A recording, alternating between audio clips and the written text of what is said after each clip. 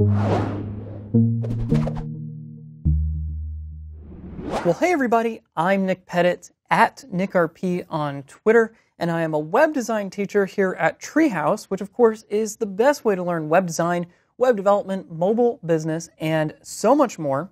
You can check us out at teamtreehouse.com, which I have up on my screen right now.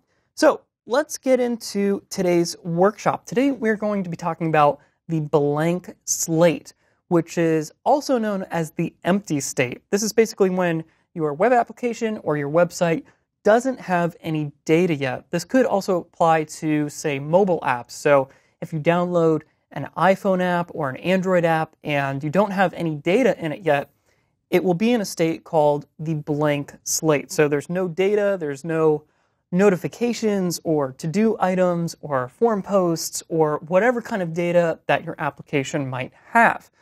Now, this is a very important part of UX. This is basically the first impression of your app. So you want this to be a really, really good experience for new people because it can basically be what's called the onboarding experience of your app. They open it up, they want to start using it. They don't want to see a big wall of text and have to read like a PDF document to learn how to use it. They just want to start using it. So it's very important to create a good blank slate that onboards people very smoothly and gets them up and running very quickly. So it is one of the most important parts of the user experience or the user interface. There's a couple of big ideas with the blank slate that I do want to go over before we get into actually designing our own blank slate as an example. The first big idea is that it should invoke a feeling of self-reliance. Like I said, nobody wants to come and read a big wall of text or read a ton of instructions before they start using your app. They just want to get going right away. So if you do that right, it can give people this really amazing feeling of self-reliance. Like they can do things on their own. They don't need anybody else's help. And that's really one of the wonderful things about the web. It's a very empowering medium. People can go on there and accomplish whatever it is that they want to accomplish. So that's an important idea to keep in mind, kind of just a high-level idea, not necessarily something that's super practical, but something to keep in mind as you're designing it. So I mentioned, once again, you don't want a ton of instruction up front. You actually want to break that instruction up into small bite-sized chunks. So maybe on the first screen of the app, it's maybe like a welcome screen, or maybe it's a quick tour of the various features of the app, and you say, here's the first thing you want to do if you want to get started. Let's say that you have a to-do app. You might present a screen that says, you don't have any to-do items yet, create one now. And you can have a button there that allows people to create a to-do item immediately. Maybe even if that button is outside the context of how they would normally create it. So if you have like an iPhone app, for example, and you have a button in the upper right corner that's like a plus button or a pencil icon or something like that, if they want to add a new item, you could actually have another button in that onboarding experience, in that blank slate, that just says, create a new to-do item. And that makes it really easy to find as the immediate action that people should take next. So when they hit that button, what happens next, right? Well, you want to take them to the screen that allows them to create a to-do item. And on that screen, you could maybe have another little piece of information that helps people along in that process and says something like, here's where you want to put a description, or descriptions can look like this, or you can tag your to-do items. Maybe that's a feature of the app. And as they move through those screens, you want to have little bits and pieces that explain the app as they move along. So as they're moving through the application, you're educating them in parallel. So you don't have this big block of education up front and then this part of the app where they can actually finally start using it. You want to try to break that up and make it sort of a fluid stream of consciousness, if you will. So another big idea is to highlight what's unique about your application.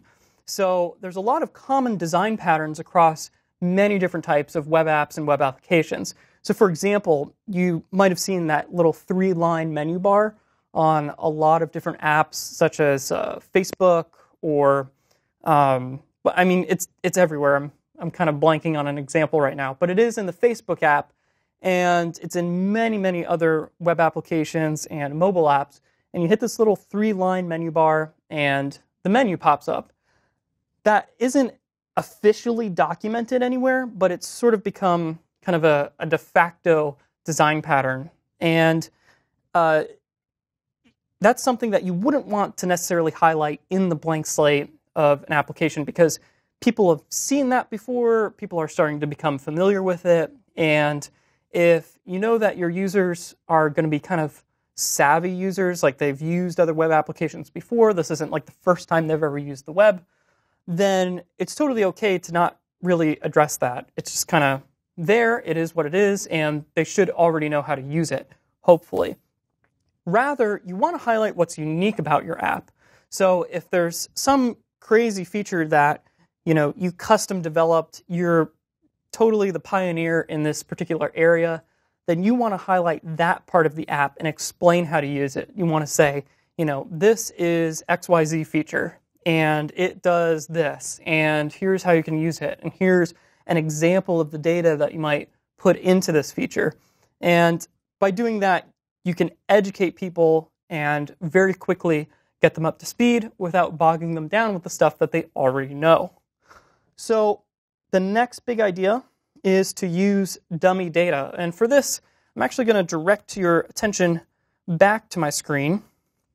I'm going to go to teamtreehouse.com/features. And on this page, we basically describe the features of Treehouse, as the URL implies there. And if I scroll down here, you can see sort of a mock-up of that dashboard experience I was showing you previously.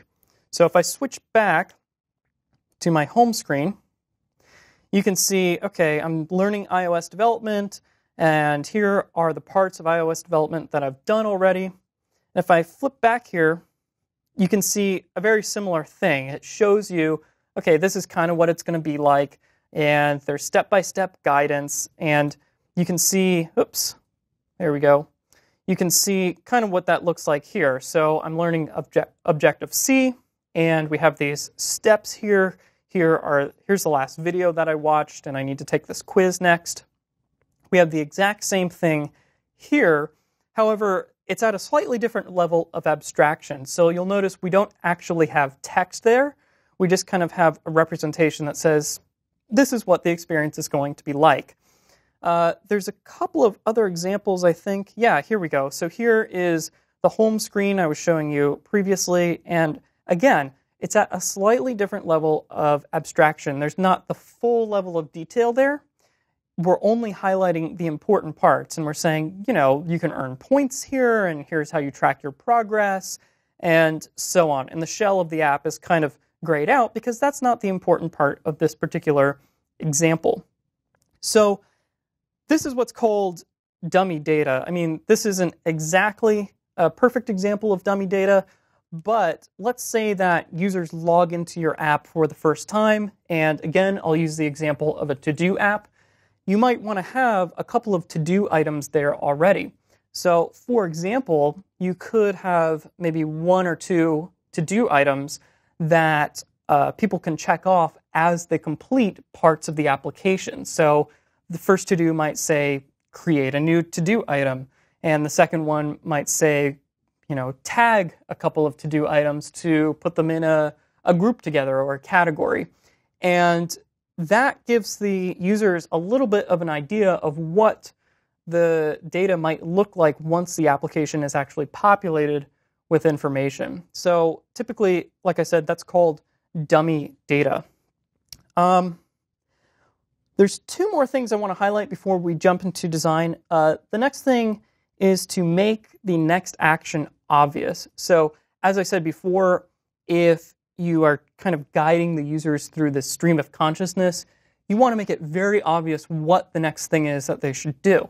So if they hit a page, they don't have any to-do items, and you have this create new to-do item button, it's going to be very obvious that that's the button that they should hit, especially if it's like the biggest thing on the page or the only button on the page.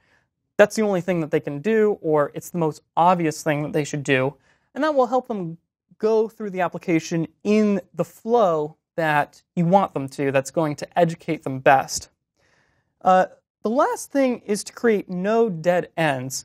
And again, I have an example for this. Let me bring it up here. So if I go to apple.com and just kind of put in a bunch of junk there to pull up the 404 page, you'll see that even though I'm hitting a page that doesn't exist on Apple's website, they give me a ton of options. And they say, did you try searching for this? Maybe you can use the search feature and find what you're looking for that way. And if not, you can maybe try one of the links below. And they present you with a sitemap of the entire website. And it makes it really easy to jump to almost any page, at least the major pages on the site. Certainly the site is much, much larger than this list, but this will bring you to kind of the major groupings of content that maybe you're looking for, and you can find what you were looking for there. And there's a number of different ways you might hit a 404 page like this.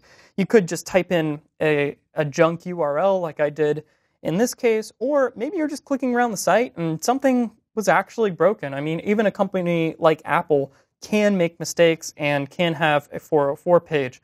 So if you do end up presenting a 404 page like this, try to make sure that it's useful and doesn't just create a dead end and just says like, oh, sorry, couldn't find that page. I mean, that's kind of useless and forces the user to hit the back button or type in a new URL, which can be a little bit annoying. So that's pretty much all of my notes here. Those are kind of the big ideas I wanted to address in the blank slate. Certainly the blank slate is more complex than that, and you could get very deep into this, and it's going to vary from one application to another. So some things that I mentioned may not apply at all, and some things that, well, you get the idea, vice versa.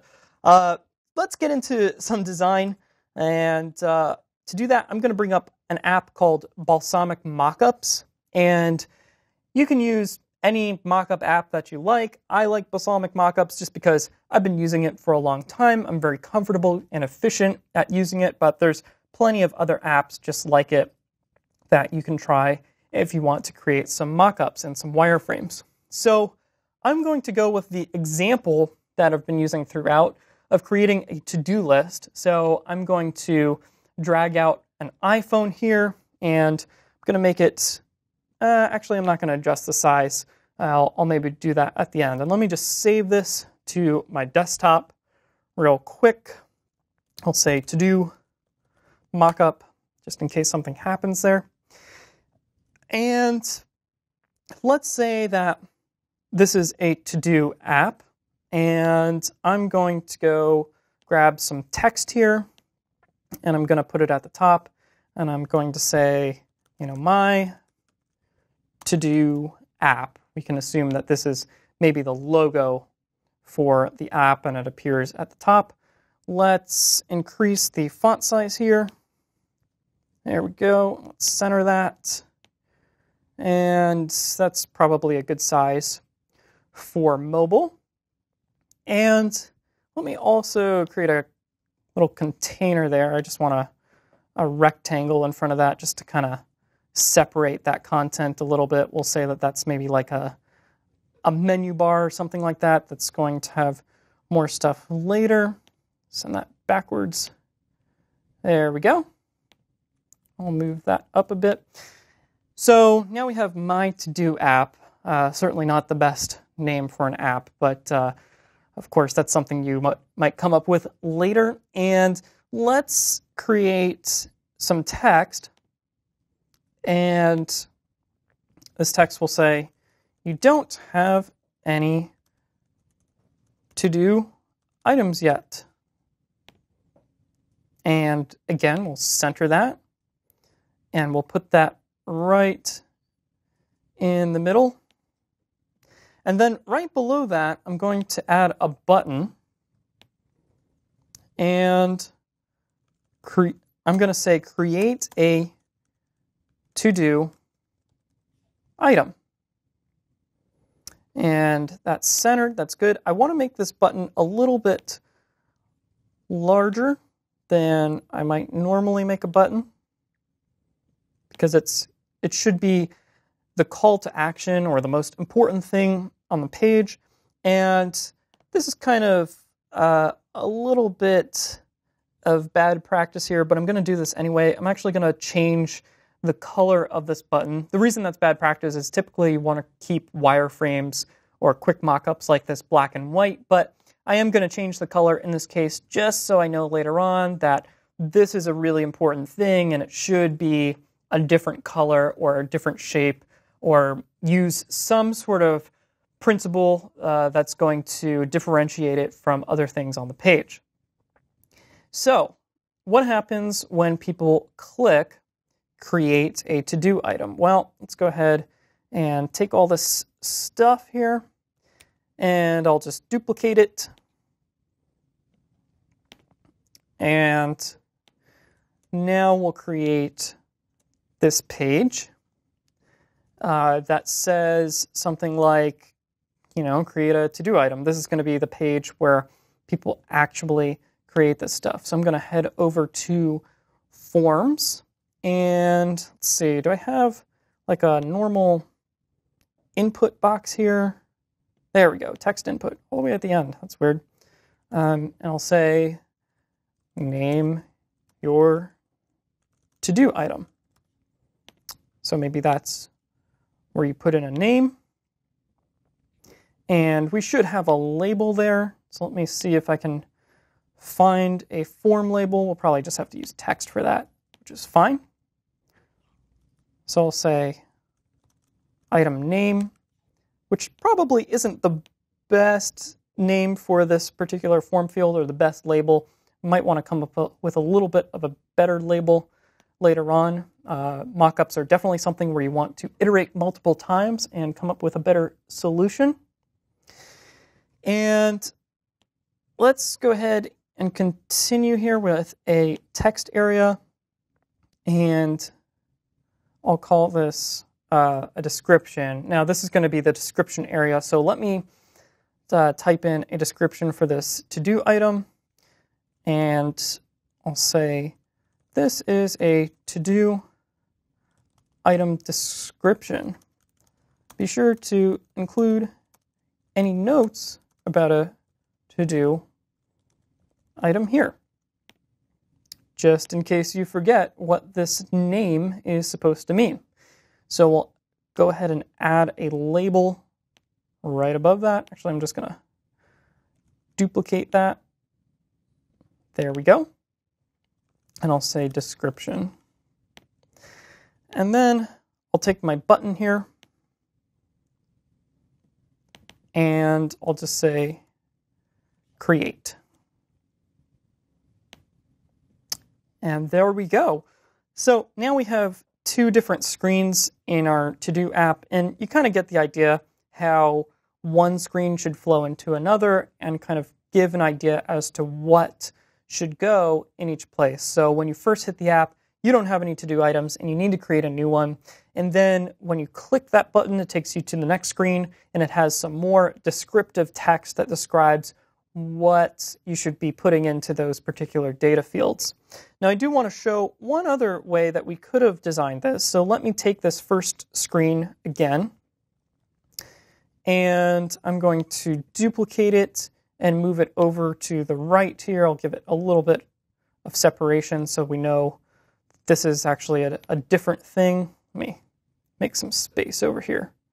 There we go. And let me get these controls out of the way. There we go. So I want to design this differently. Let's say that we wanted to create a list. Actually, I don't like that list unless, can I put horizontal rules below each one of those? No, I don't think so. So actually, I might want to create a menu. There we go. So we'll pretend that this menu is our to-do list, and we'll say item 1 here is first create, we'll make some square brackets here, create your first to-do. And then we'll say categorize your to-dos. And I'll stretch this out so that it goes across the screen. And on the iPhone, this could be table cells so that you can check each one of these off, and you get the idea. So this could also be a blank slate. Maybe if we add like the create to-do item button there. And let's see, do we have any more buttons? Oh, there's checkboxes. That probably would have been better for me to use. That's okay. I'm going to grab a button here. This is actually kind of an iOS 6 and older button, but that's okay. And I'll say new to do. And I don't want an arrow on that. I just want that to be a normal button there. So maybe we could have an app that looks something like that, where we have these buttons here that allow you to create a new to-do, and that will always be there. But if you've never created a to-do before, or if you don't have any to-dos, you can click this big button here that's very obviously the next action that you should take. So that's kind of a whirlwind tour of the blank slate or the empty state of an application. We went over some big ideas that are important to keep in mind as you're designing this very important piece of UX. And we also did a quick mock-up of what a blank slate might look like for a to-do mobile app. And with that, I think we're going to get into some questions. First question says, would it be better to use dummy data that is image-based, like Treehouse, rather than actual text to save confusion? It's hard to say. It really, really depends on what type of application you're designing. So if you want to include dummy data, you could actually make that real data like we did in our to-do app. So you might actually create some to-do items that describe how you would actually use that to-do app. You could just create some text and say, hey, you don't have any to-dos. Here's a button that allows you to create to-do items. But yes, you could actually use an image-based solution. So for example, those mock-ups I was showing on teamtreehouse.com/features could actually be present on that page. Maybe like a modal window comes up that people can close, or maybe that's part of a tour, or maybe that's just what you show if there's no data. You say, hey, this page is really awesome. Here's what it looks like when there's data in it, but here's a button to go ahead and create this data now, or start learning, or whatever the context of your application might be. That's something that's very important to consider when creating a blank slate, is the context. You want to figure out first where the user is in the application. You want to present something that's relevant to where they are and what page they're on. But secondly, you want to try and anticipate their needs. So I'll give you an example. Maybe it's the first time they're hitting the application and they don't have any data yet. They've never used it before and they need to learn how to use it. Alternatively, again, in our to-do list example, maybe they have been using the application for a while and they completed all of their to-do items and they deleted them all and they're all done. And now they don't have any more to-dos. And once again, we're back into the blank slate. You might want to present a slightly different interface in that particular case because they're already familiar with how to use the application. And maybe you don't present the blank slate at all. You just say, hey, you don't have any to-dos, or you could present something like Gmail's inbox, where you say, woohoo, you've answered all of your emails, or your inbox is clear. So you could congratulate the user for completing all of their to-dos. So the larger point being, make sure you keep the context in mind when making those types of decisions. Maybe an image is right, maybe text is right. It's really hard to say. It depends on the context and it depends on the application itself. So, our next question is from Aaron, and Aaron asks, what would you say, Nick, about sketching on paper versus using balsamic and similar technologies? So I'm actually a big fan of creating mock-ups on paper. I love to just use pencil and paper to draw out web apps or websites or mobile apps or whatever the case may be. I just personally feel like pencil and paper or pen and paper is a much faster way to iterate over an application very quickly because you can just draw stuff out, you can cross it out, you can create a new drawing, and it's all very fluid and organic and rapid, and it doesn't bog you down in the technical details of an actual application.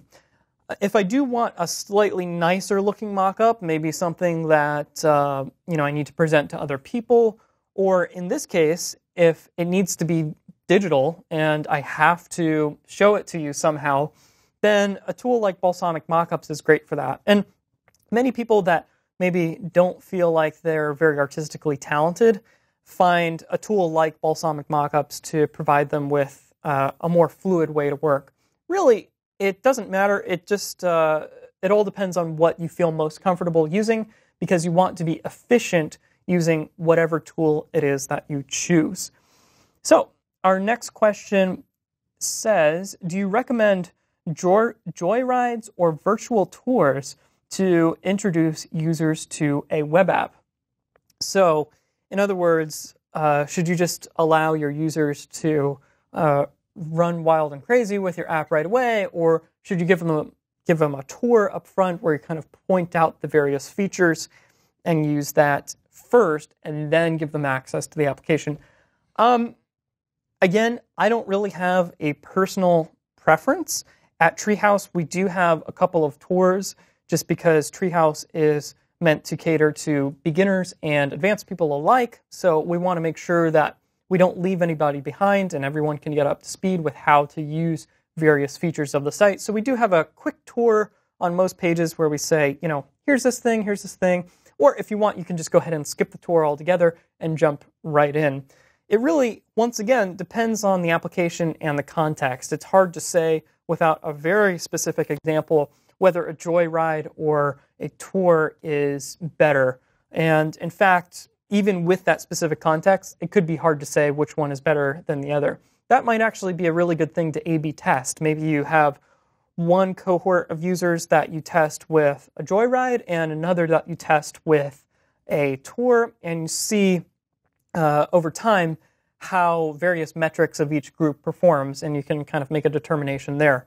It sounds kind of crazy to go to that level of testing, but it's actually really important because it is the onboarding experience of your app, which is one of the most important parts of the user experience overall. You want people to get onboarded quickly and feel comfortable using your application as soon as possible.